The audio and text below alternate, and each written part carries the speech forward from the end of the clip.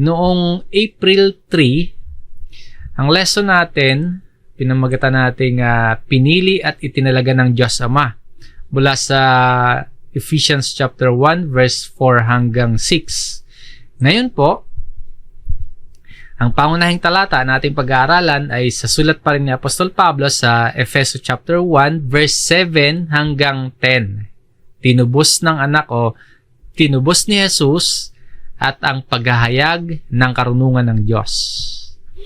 Ang mga version ng Biblia na ating gagamitin sa Tagalog po ay ang Bagong ang Biblia at sa English ay New King James Version. Ang layunin po ng ating pag-aaral ay para mas ma-realize natin kung gaano kalaki yung pagpapalang tinanggap natin mula sa Diyos.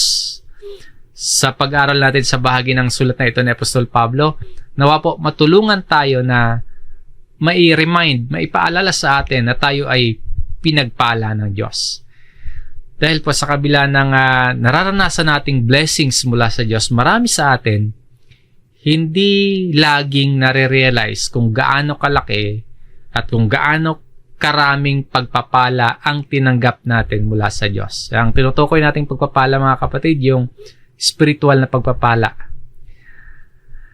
May ilan sa atin na para bang nakukulangan pagkaminsan o kaya pakiramdam parang pinagkakaitan. Kaya yung iba nagrereklamo sa Diyos, kini-question ang Diyos. Or kaya may ilan naman na nagiging mainggitin o nagiging maramot, kaya yung bang parang hirap na tumulong sa iba. Or sa ilan po, nahuhulog sa pagkakasala. Kasi hinahanap yung akalang kulang sa buhay o yung puwang sa puso, pinupunan ng kasalanan. Yung akalang puwang sa buhay, yung pag-aakalang may kulang, yung iba nagiging mapagmataas, yung iba nagiging sakim. Sa pag-aakalang kulang, kinakapos, nawawalan sila ng pagpapalang natanggap mula sa Diyos, nagiging makasarili ang iba. Kung maunawaan lamang natin kung gaano kalaki at kung gaano karami yung pagpapalang tinanggap natin mula sa Diyos na nakaugat sa pakikipag-isa natin kay Jesus, magre-resulta po yan sa atin at gagawin tayo nitong mapagpakumbaba. Kung nare-realize natin kung gaano kalaki at karaming pagpapala ang tinanggap natin dahil sa ating pakikipagkaisa kay Jesus, magiging mapagbigay tayo o kaya magiging mas maayos tayong makisama sa ating kapwa. Gagawin tayo nitong mabuting lingkod at tapat na tagasunod ni Jesus. Kaya lang sa kabila ng spiritual na pagpapala sa atin ng Diyos, nahihirapan pa din tayong magpaka-Kristiyano. Kaya po kailangan ulit-ulitin sa atin yung mga ganitong mga paalala, yung ganitong mga aralin na ang taong nakipag-isa kay Kristo, na ang mga taong na kay Kristo ay dumadaloy po ang pagpapala ng Diyos. Balikan natin saglit yung nakaraang napag-aralan natin sa verse 4 hanggang 6. Nakita natin yung dalawang pagpapala na gawa ng Amang Diyos. Una, yung pagpapala na pagpili sa atin ng Diyos. Sabi po sa verse 4, ayon sa pagkapili niya sa atin sa Kanya bago pa itinatag ang sanlibutan. Isang malaking pagpapalang espiritual ito sa atin. He chose us in Him before the foundation of the world. Bago pa man tayo likhain, bago pa man likhain ang lahat, wala man lang tayong katangian o kaya kwalifikasyon, ay pinili na tayo ng Diyos. Yan yung unang pagpapalang nakikita natin dito. Yung ikalawang pagpapala, nakakabitin po sa pagkapili sa atin ng Diyos, yung blessing of adoption o yung pagkup sa atin ng Diyos para ituring niya tayong mga anak niya. Sa verse 5, tayo'y itinalaga sa pagkukup upang maging kanyang mga anak sa pamamagitan ni Jesucristo. Pagpapala ito sa atin kasi tayo po bilang mga makasalanan, hindi puot ng Diyos yung tinanggap natin dahil or sa pamamagitan ni Jesucristo. Now, ang tinanggap natin, o kaya isang pribilehiyo na maituring at maibilang tayo ng mga anak ng Diyos by adoption o yung pagkukup-kup. Sa dalawang pagpapalang tinalakay natin ito, marami tayong maaring maging tugon.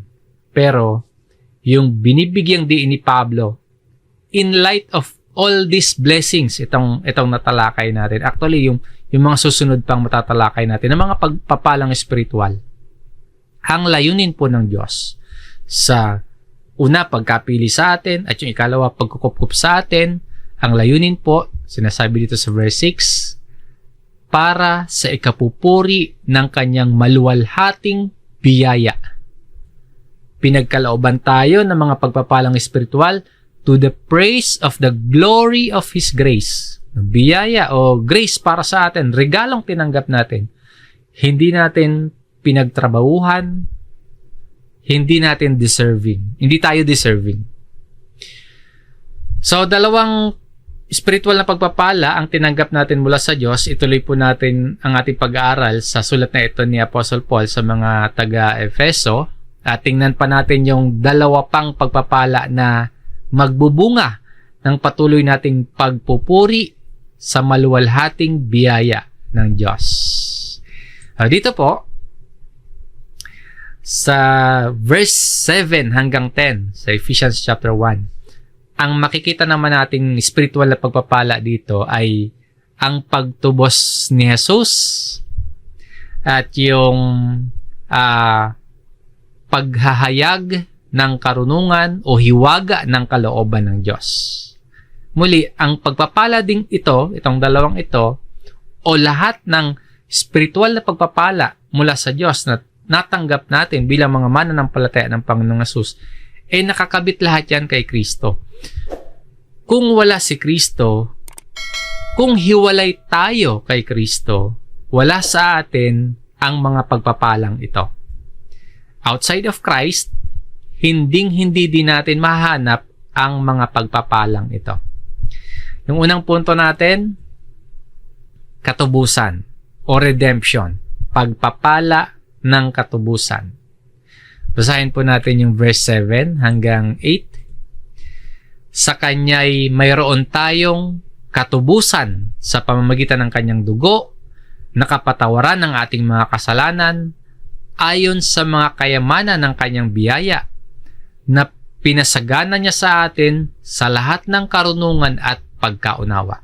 Para mas maintindihan natin kung paano ito naging isang pagpapala at kung gaano kalaki ang pagpapalang ito. Subukan po nating sagutin mula sa mga talatang ito yung ilang mga katanungan. Question number 1, ano ang kahulugan ng pagtubos?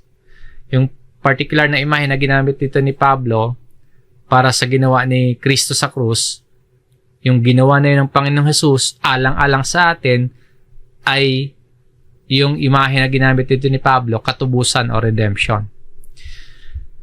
Kung may tutubusin tayo, halimbawa, meron tayong isinangla na kunyari alahas or sasakyan or bahay, ano ba yung mga sinasangla, cellphone.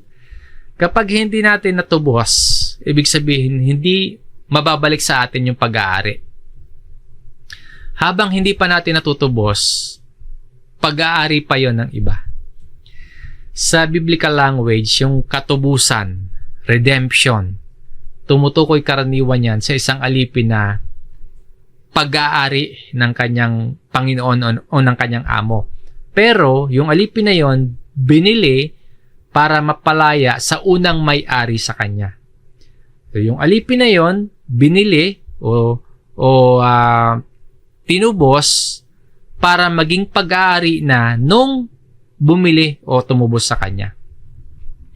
So, yung katubusan o redemption, mapipicture natin yan sa Old Testament.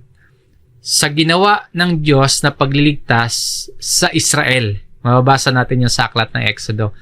Yung mga Israelita noon, pinalaya ng Diyos. Alipin sila ng Egypt. So, pag-aari sila ng Ehipto. Pinalaya sila ng Diyos para maging pag-aari sila ng Diyos. Basahin natin itong verse 14 sa Exodus chapter 13.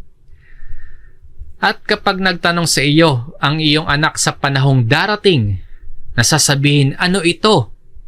Iyong sasabihin sa kanya, sa pamamagitan ng lakas ng kamay ay inilabas tayo ng Panginoon sa Ehipto mula sa bahay ng pagkaalipin. Tinubos sila. Inilabas sila sa pagkaalipin. Ganon din po tayo. Spiritually speaking, tayo po ay mga alipin din nung wala pa tayo kay Kristo. Ang tao na wala kay Kristo, ang nilalakaran natin, pagsalangsang at kasalanan. Kung namumuhay tayo sa kasalanan, alipin tayo ng kasalanan. Sabi ng Panginoong Jesus sa John chapter 8, ito sa verse 34, sinagot sila ni Jesus, katotohanang sinasabi ko sa inyo, ang Panginoong Jesus nagsasalita dito, most assuredly I say to you, ang bawat nagkakasala ay alipin ng kasalanan. So, kung wala ako kay Kristo, ito yung kalagayan ko. Alipin ako ng kasalanan. Gustuhin ko mang lumaya, hindi ko makakayanang magawa sa sarili ko. Kailangan na ako po ay tubusin. Ngayon, kung ikaw po ay na kay Kristo na, ikaw ay malaya na. Tinubos ka na. Hindi ka na alipin ng kasalanan. Yan yung pagpapalang tinanggap mo sa Diyos dahil kay Kristo. Ang pagiging malaya mo ngayon, dahil yan kay Jesus. Kaya nga sa ating main verse na pinag-aaralan, sabi dito, sa Kanya'y mayroon tayong katubusan. Pinalaya ka na. Nagpapatuloy yan at magpapatuloy na malaya ka. Ikaw na kay Kristo. Hindi ka na alipin ng kasalanan. Ang kinakailangang masunod sa buhay mo ay si Kristo na, hindi na yung kasalanan, yung Panginoon ng buhay mo. Sabi ni Pablo sa mga taga-Korinto, kayo ay hindi sa inyong sarili. Kayo ay binili sa isang halaga. Ano yung ipinambili? Ano yung ipinantubos sa atin para maging malaya tayo? Ito yung ikalawang tanong. Ano yung ipinantubos sa atin? Hindi kasi basta-basta palalampasin ng Diyos ang kasalanan. Banal at makatarungan ang Diyos. Hindi niya palalagpasin ang kasalanan. Para matanggap natin ang biyaya ng pagtubos at kaligtasan, hindi pwedeng salungatin ng Diyos yung kanyang katangian na banal at matuwid na katangian. Kaya kailangan ng tutubos. Kailangan ng ipambabayad para sa kasalanan natin. Ano yung ipinantubos sa atin? Sa Kanya'y mayroon tayong katubusan sa pamamagitan ng Kanyang dugo. No, redemption through His blood. Nung alipin pa sa Ehipto yung mga Israelita, nagbigay ang Diyos ng paraan para maligtas sila sa huling salot. Ano po ba yung huling salot? Yung pagpatay sa lahat ng panganay sa Egypt. Yan yung huling salot. Paano naligtas o natubos ang mga Israelita sa Ehipto? Kailangan nilang ihandog ang isang korderong walang kapintasan. At yung dugo ng kordero, ipapahid nila sa haligi ng kanilang pintuan para lampasan sila ng darating na anghel ng Panginoon na papatay sa lahat ng panganay sa Egypt. Yung dugo, yung naging tanda para sila ay maligtas. Iniligtas sila, yung mga Israelita, iniligtas sila ng dugo ng kordero. Anino po iyon na nagtuturo sa atin sa pagdating ni Kristo bilang kordero na sa pamamagitan ng kanyang dugo. Sabi dito, no? Sa pamamagitan ng kanyang dugo ni Kristo. Sa pamamagitan ng buhay ni Jesus na inalay sa krus. Sa pamamagitan ng dugo ni Jesus na nabuhos, tayo po ay natubos. We are saved by the blood of the Lamb. Walang iba kundi ang ating Panginoong Jesus. Malaking halaga yung ipinantubos sa atin. Sabi ni Apostol Pedro sa kanyang sulat, unang Pedro chapter 1, verse 18 at 19. Nalalaman ninyong kayo'y tinubos mula sa inyong walang kabuluhang paraan ng pamumuhay na minana ninyo sa inyong mga ninuno, hindi ng mga bagay na nasisira tulad ng pilak o ginto, kundi ng mahalagang dugo ni Kristo, gaya ng sa korderong walang kapintasan at walang dungis, na tayo ay tinubos o redeemed with the precious blood of Christ. Muli, sino ba itong Kristo nag-alay ng buhay at ng kanyang dugo para sa atin? Si Jesus po, ang Kristo na minamahal, yung pinakamamahal na anak ng Diyos. Inialay ng Amang Diyos para tayo ay matubos sa pagkaalipin sa kasalanan. Kung ganyan kahalaga ang ipinantubos sa atin, no, mahalagang dugo ni Kristo, marapat lamang po talaga na pahalagahan natin ang pagliligtas sa atin ng Diyos. Kung ganito kahalaga, precious blood, yung ipinantubos sa atin, marapat lamang talaga na magbunga ito ng pagpupuri natin sa Diyos. Amazing grace at amazing love na ibibigay ng Ama si Jesus, at inialay ni Jesus ang kanyang buhay para matiyak yung walang hanggang katubusan. Ano yung resulta sa atin ng mahalagang dugo na ito ni Kristo? Ito po yung kasunod na tanong na bibigyan kasagutan natin mula sa ating main verse. Question number 3, ano ang resulta ng pagtubos na ito? Balikan po natin yung verse 7. Sa kanya'y mayroong kayong katubusan sa pamamagitan ng kanyang dugo na kapatawaran ng ating mga kasalanan. Ano yung resulta ng pagtubos sa atin? Forgiveness of sins. Dahil sa pagtubos na ginawa ni Kristo para sa atin, napatawad yung ating mga kasalanan. Magkaugnay po yung kapatawaran ng ating mga kasalanan at yung ating katubusan. Ganito din ang sinabi ni Pablo sa mga taga-Colosas. Basahin natin itong Colossians chapter 1, verse 14. Na sa Kanya, sa Panginoong Hesus ito, mayroon tayong katubusan na siyang kapatawaran ng mga kasalanan. So magkaugnay, redemption at forgiveness. Malaki yung utang natin sa Diyos May pinapagawa sa atin, hindi natin ginawa. May hindi pinapagawa sa atin, pero yun naman yung ginagawa natin. So, malaki yung atraso natin sa Diyos. Kung ganyan na masuwayan tayo sa Diyos, hindi na tayo makakapagbayad, wala pa tayong kakayahang magbayad ng atraso natin sa Diyos, wala ni isa man sa atin yung makakabayad. Kailangan nating makita yung kalagayan natin yon, yung ganong kalagayan natin. Hopeless. Kailangang may tumubos sa atin.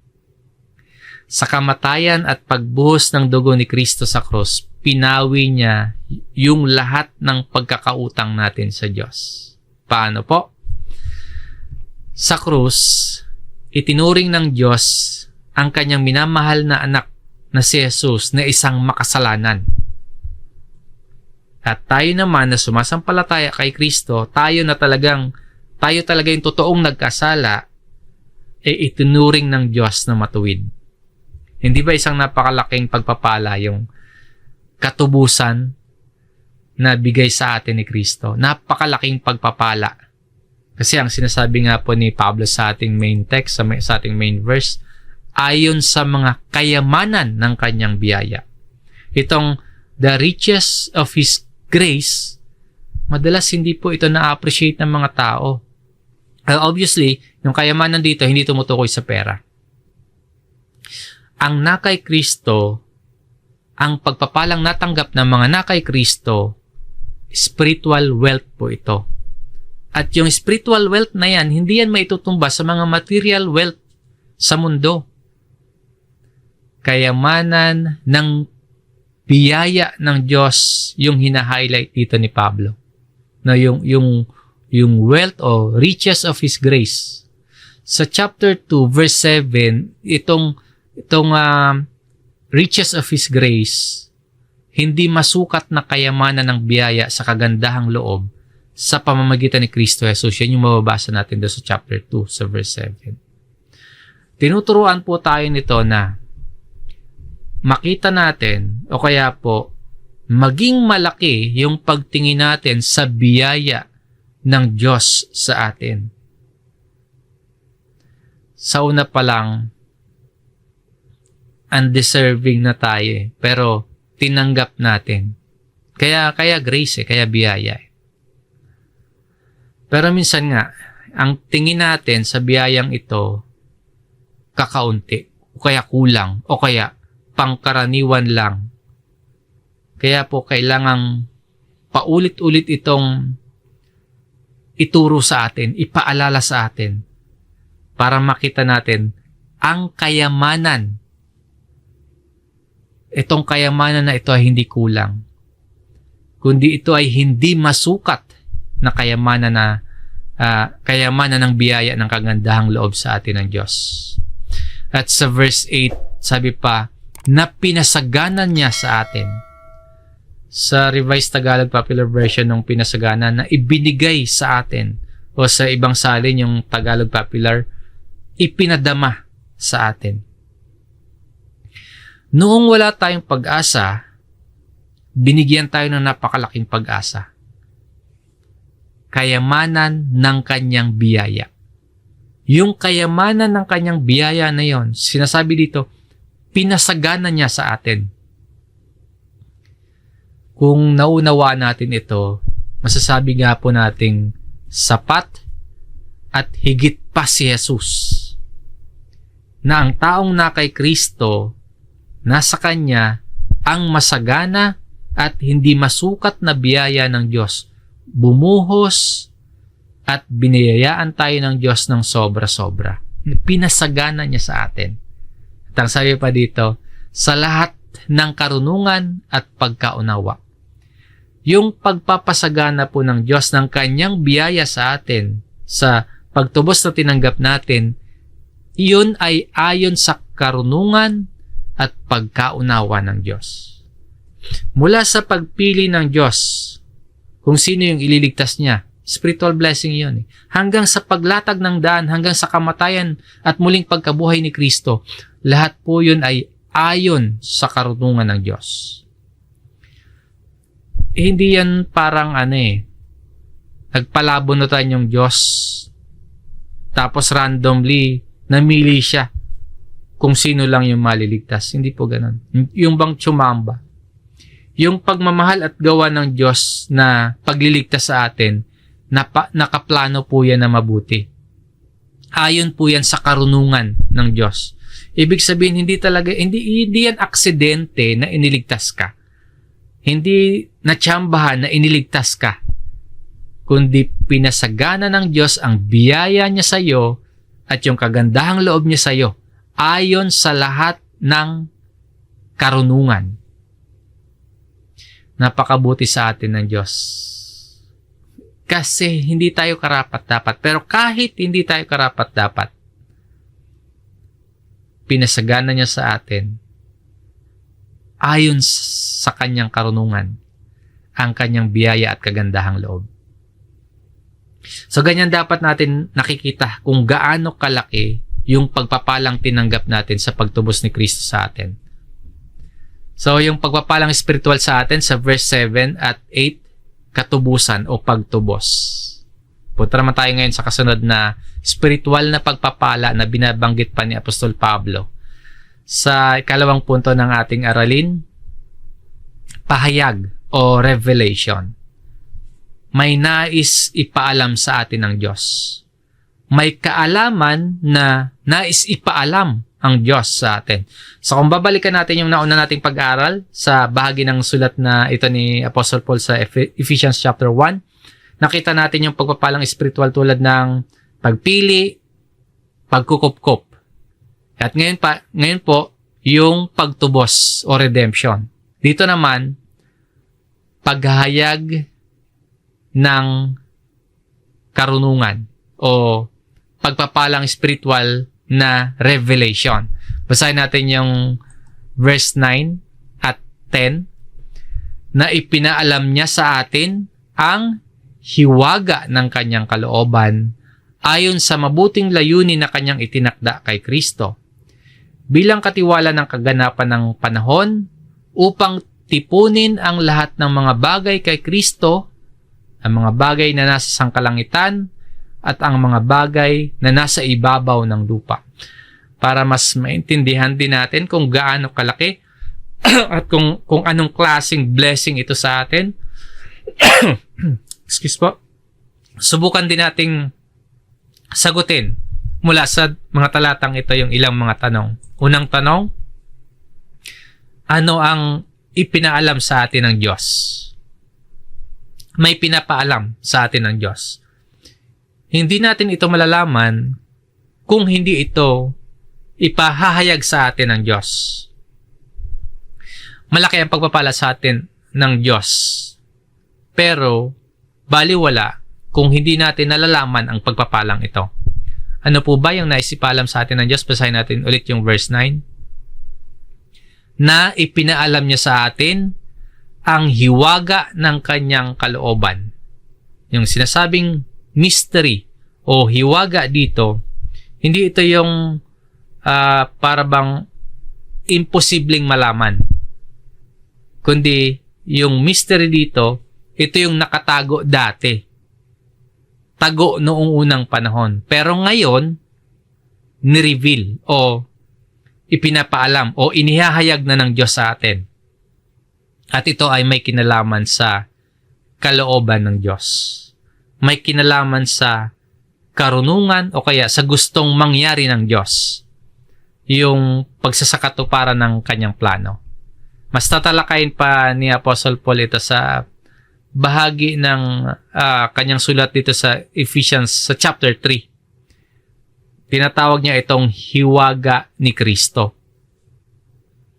Ito yung katotohanan na ang pagliligtas ng Diyos na ipinangako sa Old Testament na magkakaroon ng katuparan sa pamamagitan ni Kristo. Kung paanong yung kaligtasan na yon na mystery na tago dati na inire-reveal ngayon ay hindi lamang para sa mga Hudyo kundi maging sa ibang lahi o kaya mga hintil kabilang na sa pagliligtas ng Diyos. Ito yung mabuting balita ni Kristo na siyang paraan ng Diyos o kalooban ng Diyos sa katuparan ng pagliligtas ng Diyos sa mga tao. Lahat ng yon, yung kaparaanan, yung pagsasakatuparan ng Diyos, yung hiwaga ng kanyang kalooban, malalaman natin mula sa Biblia. Ngayon, kung hindi ko pa alam yung tungkol sa mabuting balita ng pagliligtas ng Diyos, lugi ako. Kung nalalaman mo naman yung katotohanan, yung kalooban, yung mabuting balita ng kaligtasan, at ikaw po ay naniniwala sa Ebanghelyo na ipinapaalam sa iyo ng Diyos sa pamamagitan ng Biblia, napakalaking biyaya na malaman mo yung hiwaga na yan ng kalooban ng Diyos. Malaking pribilehyo na malaman at maunawaan mo itong mystery of His will. Mga Kristiyano po, o mga tunay na mananampalataya lamang yung nakakaunawa, nakakaalam, o ipinahayagan ng hiwaga na yan. So kung meron kang alam, spiritual blessing yan para sa'yo. Bakit ikaw alam mo, pero yung iba hindi alam? Dahil ba meron kang special na katangian? Bakit ikaw alam mo? Yung iba hindi nila alam kasi kakaiba ka sa iba? Hindi po. Walang kakaibang katangian sa'yo. At hindi dahil sa sarili mo kung bakit ipinaalam ito ng Diyos sa'yo, yung hiwaga ng kanyang kalooban. Ito yung kalawang tanong na sasagutin natin. Ano ang nag-udyok sa Diyos na ipaalam sa atin ang hiwaga ng kanyang kalooban? Kung hindi naman pala dahil special tayo o kaya kakaiba tayo sa iba, ano nga yung nag-udyok sa Diyos na ipaalam sa atin ang hiwagang ito? Sabi ni Pablo sa verse 9, ayon sa mabuting layunin na kanyang itinakda kay Kristo. No? Ipinahayag, ni-reveal sa atin yung hiwaga ng kanyang kalooban according to His good pleasure. Wala sa atin. Itong naka-highlight, katapat ito, parallel ito sa verse 5 na yung pagpili sa atin ng Diyos at ang pagkukupkup sa atin para maging mga anak niya ng Diyos ay according to the good pleasure of His will. Dito sinasabi po ni Pablo, ipinapaalam sa atin ng Diyos yung kanyang plano at kung paano isa sa katuparan ang pagliligtas niya sa atin, hindi dahil special tayo sa iba. Hindi dahil mas marunong tayo sa iba. Hindi dahil mas deserving tayo kumpara sa iba. Ipinapaalam sa atin ang hiwaga ng kanyang kalooban, ang plano at pagsasakatuparan ng pagliligtas niya sa atin. Ipinapaalam yun hindi dahil mapapatunayan natin na mas masunurin tayo kumpara sa iba. Hindi sa anumang meron tayo at sa gawa natin. Hindi po. Ipinaalam sa atin ang hiwaga ng kanyang kalooban, yung redemptive purpose ng Diyos, yung pagliligtas ng Diyos. Walang ibang dahilan kundi ayon lamang ito sa sariling kagustuhan at kabutihan ng Diyos. At lahat po in Christ. Ang plano ng Diyos kung paano tayo tutubusin, kung paano ipapaalam sa atin ang kailangan nating malaman para maging tagatanggap tayo ng pagtubos, hindi pwedeng hiwalay kay Kristo. Yung ating katubusan at ang kapahayagan ng plano ng pagtubos ng Diyos sa atin, hindi mangyayari kung tayo po ay hiwalay kay Jesus. Ganyan kahalaga si Kristo sa plano ng Diyos. Sa buhay ng bawat isa, ganyan kahalaga si Kristo. At maging sa pagkatamo ng buhay na walang hanggan.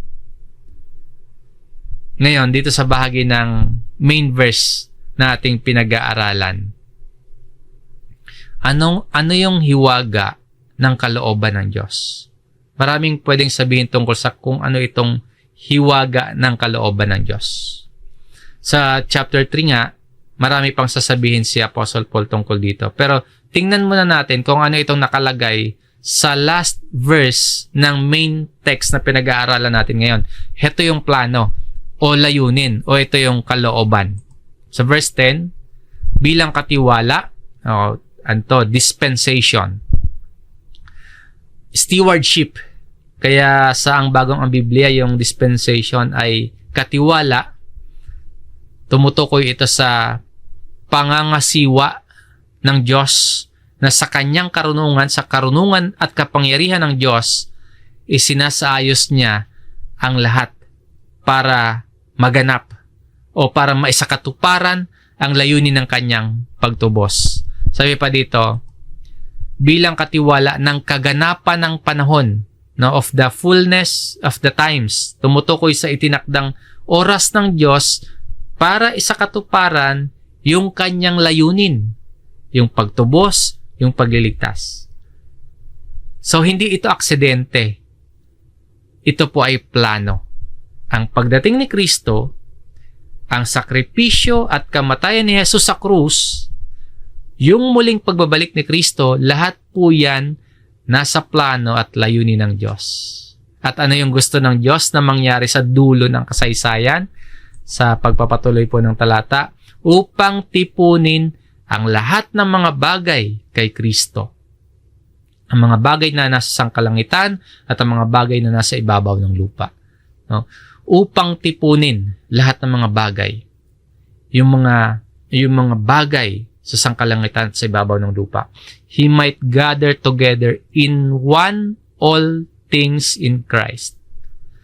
Sa ibang salin, unite all things in Christ. Yung all things, ibig sabihin, yung lahat ng bagay, hindi lang tayo mga tao, kundi lahat ng nilikha, lahat ng sangnilikha,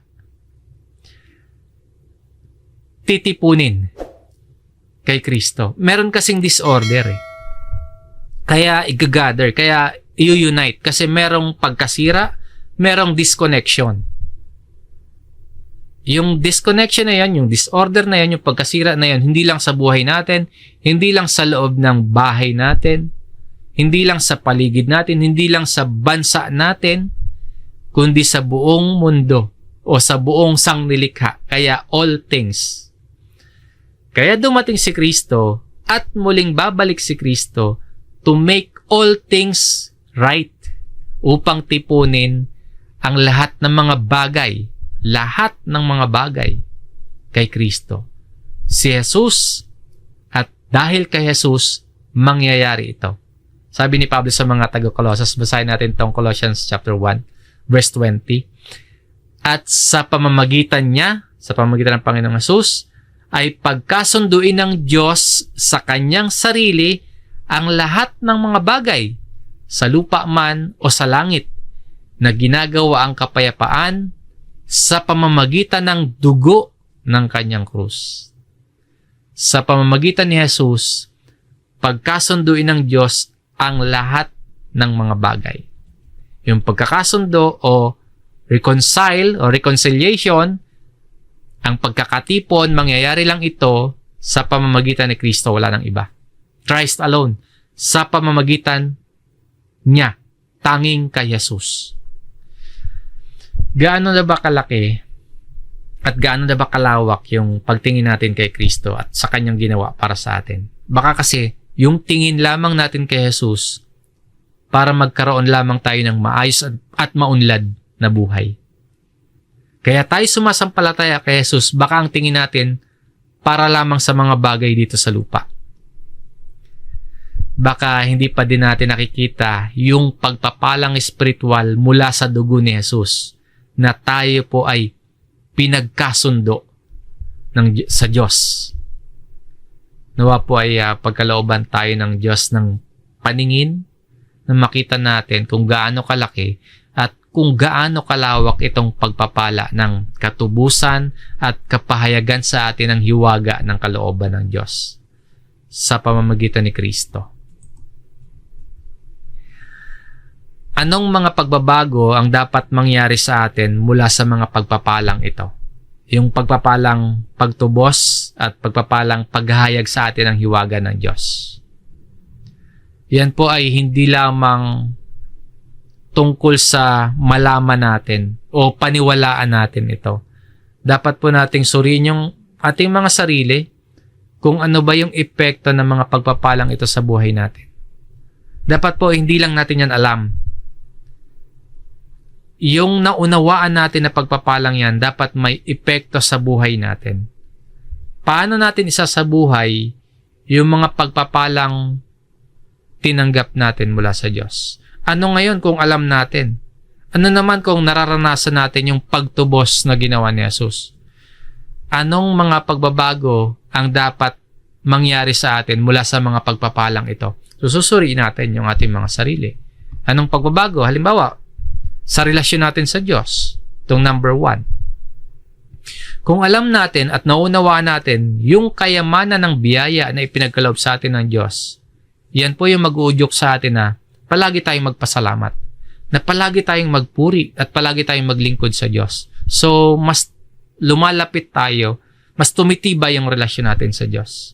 Yung pagpapalang espiritual ng Diyos, yun po yung mag-motivate sa puso natin na sambahin at paglingkuran ang Diyos. At kung alam natin na inihahayag ng Diyos ang hiwaga ng kalooban niya sa atin, dapat mas nagtitiwala tayo ngayon sa paraan ng Diyos. Kung nalalaman at naunawaan natin na inihahayag ng Diyos yung kalooban niya, hindi tayo dapat sa sarili lang nating karunungan at kakayahan umaasa, kundi mas nagtitiwalan tayo ngayon sa Diyos. So, merong pagbabago sa relasyon natin sa Diyos. Number 1 yon. Ikalawa, anong pagbabago naman sa pakikipaglaban natin sa kasalanan? Ano yung implikasyon ng mga pagpapalang espiritual na tinanggap natin ano yung implikasyon ito sa pakikipaglaban natin sa kasalanan? Kung tinubos ka ni Kristo mula sa pagkaalipin sa kasalanan, so malaya ka na. Gagamitin mo ba yung kalayaang meron ka ngayon para bumalik pa sa pagkakasala? Papaalipin ka ba ulit sa kahalayan, sa lahat ng uri ng kasalanan, kalaswaan, kawalang paggalang, o kaya mapandayang pagnanasa?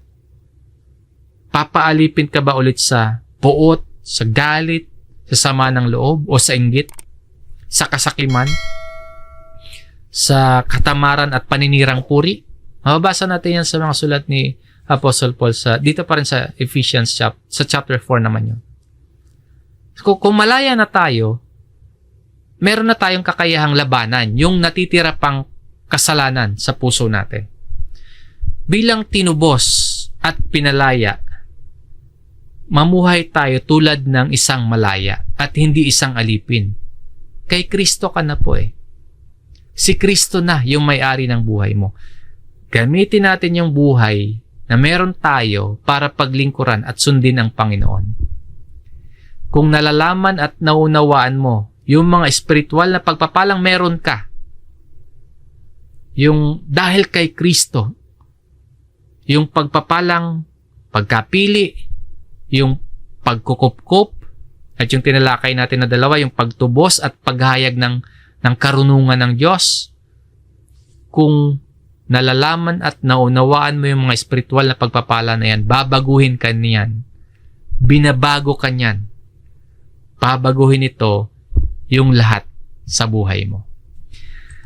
Sa pagtatapos ng ating pag-aaral sa bahagi ng sulat na ito sa Ephesians chapter 1 verse 7 hanggang 10, ating pagnilayan yung dalawang malaking pagpapala ng Diyos sa atin. Yung katubusan sa pamamagitan ng dugo ni Kristo at yung paghahayag ng hiwaga o karunungan at layunin ng Diyos. Yung plano ng Amang Diyos na tipunin ang lahat ng bagay kay Jesus. So, hindi lamang tayo pinalaya sa kasalanan, kundi binigyan tayo ng karunungan para maunawaan yung dakilang layunin ng Diyos. Yung mga papapalang yan, hindi dapat manatiling theory lang. Sa halip po, yung pagpapala na yan dapat na magbunga ng pasasalamat, magbunga ng pagpupuri natin, ng pagtitiwala natin sa kanyang plano, at pagpili na mamuhay tayo ng malaya mula sa kasalanan. Dahil sa tayo po ay tinubos na, huwag na nating balikan yung dating pagkaalipin sa kasalanan. Sa halip po, gamitin natin yung kalayaang ibinigay ni Kristo para sambahin, para sundin siya, at para paglingkuran ang kapwa, at para magpatotoo tayo sa biyaya at pagpapalang espiritual mula sa Amang Diyos. Sa mga pagpapala sa atin ng Diyos na nakita natin sa bahagi ng sulat na ito ni Apostol Pablo, hindi po sayang ang sumunod sa Diyos. Diyos na nagbigay ng buhay natin at nag-alay ng kanyang anak na siyang nagbigay ng kanyang buhay alang-alang at para sa atin. Ito po ang pag-aaral natin ngayon, ang mensahe ng salita ng Diyos mula sa sulat ni Apostol Pablo sa mga taga-Efeso. Maraming salamat sa inyong pakikinig mga kapatid. Sumayin niyo po ang biyaya ng salita ng Diyos. Tayo po ay muling manalangin.